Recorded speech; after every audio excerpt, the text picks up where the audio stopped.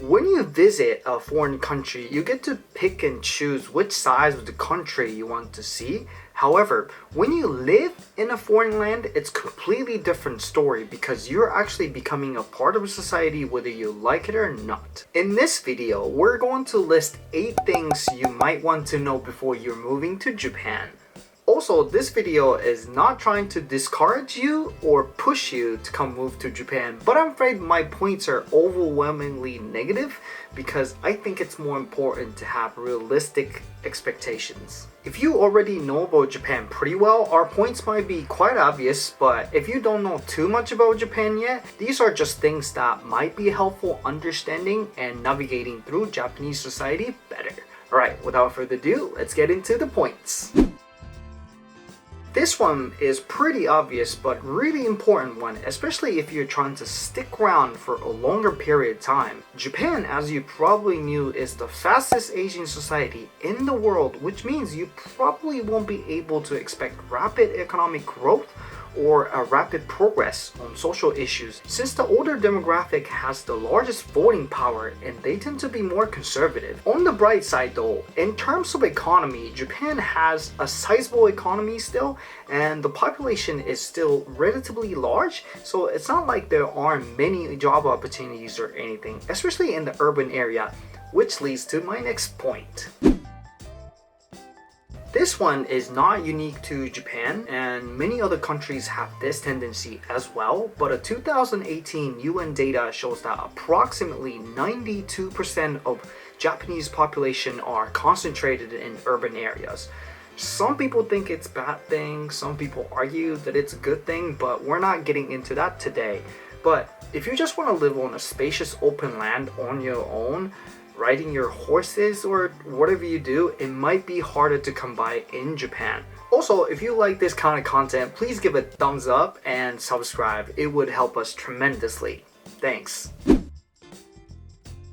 Okay, I don't like this one, and you're probably not gonna like this one either, but here it goes. No one moves to a foreign country thinking I'm never gonna talk to the locals, but I'm afraid this happens to a lot of people. A lot of people end up making a bunch of friends that speak the same language as you when you first landed, especially if you speak widely spoken language such as English.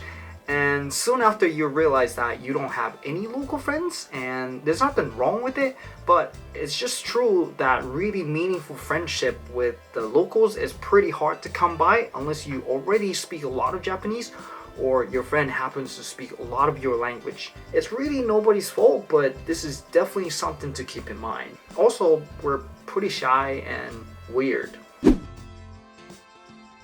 When it comes to anything administrative, don't expect to go smoothly. Japanese companies and government are notoriously known for being inflexible. Japanese banks, mobile services, real estate, and even governmental services are very disappointing. One example I've heard recently is that a German woman was trying to get an entrance and she's got turned down. Basically because the insurance company's system couldn't register her name because she had a middle name. They didn't have a box for that, and they basically told her to change her name, which I think it's ridiculous. Also, it's pretty often reported that a lot of landlords deny applications from foreign applicants just because they're not Japanese. Not getting into details in this video because it's a whole another video topic for another day, but a lot of things are just not designed to welcome foreign residents, and it's just the unfortunate truth.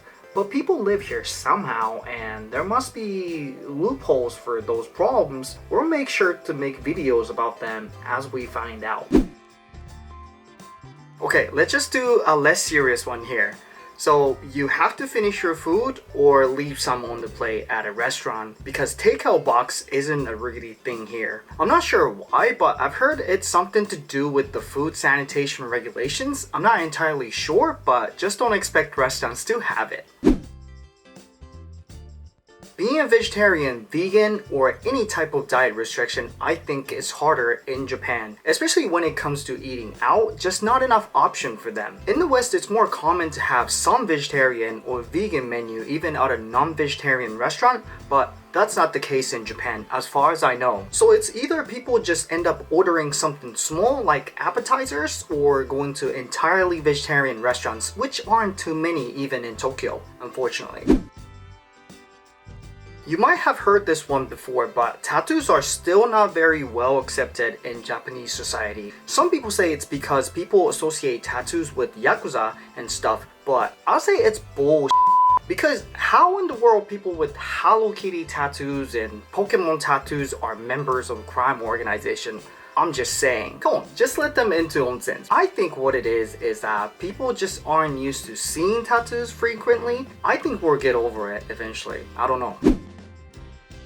Unfortunately, earthquakes are part of life here, and yes, they do cause a lot of damages, but the big ones are pretty rare, and nowadays most of the buildings have earthquake resistant designs, and there are a lot of resources to learn about what to do when it happens, so just be prepared and get educated, and don't fear unnecessarily. Okay, so those are the 8 things you might want to know before moving here. If you have lived here or are living here, let us know if those things are true or not. Obviously, there are a lot more things to cover, and if you have things to add, please feel free to do that in the comments section. I'd love to hear what you think. Alright, thanks for watching!